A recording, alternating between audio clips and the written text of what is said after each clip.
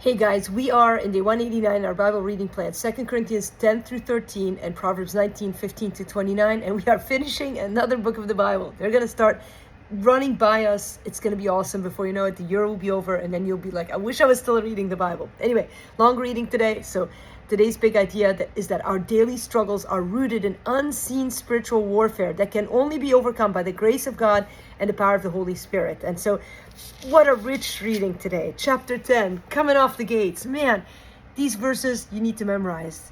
That we destroy, the weapons of our warfare are not of the flesh, in verse 4, but we have divine power to destroy strongholds. Where are the strongholds? In our minds. We need to take every thought captive to the obedience of Christ. This is a principle of Christian life. And he goes on right below when he talks about comparing himself to others. He's like, we don't do that. That's not wise. And so one of the biggest ways that Satan will try to defeat us is by putting other people in our face and saying, man, you're not as good as them.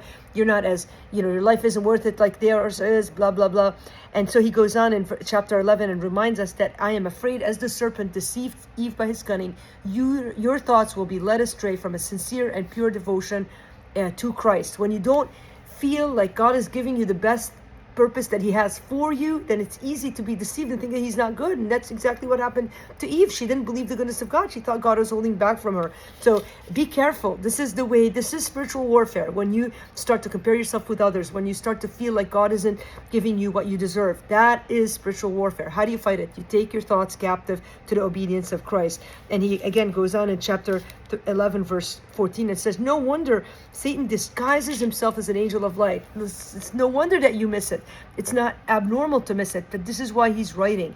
Then he goes on and says, man, you think the other guys are apostles because they suffer. Here's what my resume in suffering. And he tells them first all of the things that he's known for. Of course, he's educated and he comes from a good stock and background. But then he goes on and gives them his real resume, which is how much he's suffered for Christ.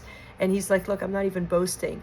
I'm just pointing to Christ. And chapter 12 is probably one of the best known passages in 2 Corinthians where Paul says, I was given a thorn in the flesh. And the goal, he says, was to humble him. But he says 3 times, I asked for God to make it go away. And he did not go away. And how did he make it? My grace is sufficient for you. For my power is made perfect in weakness. God's grace and the power of the resurrection.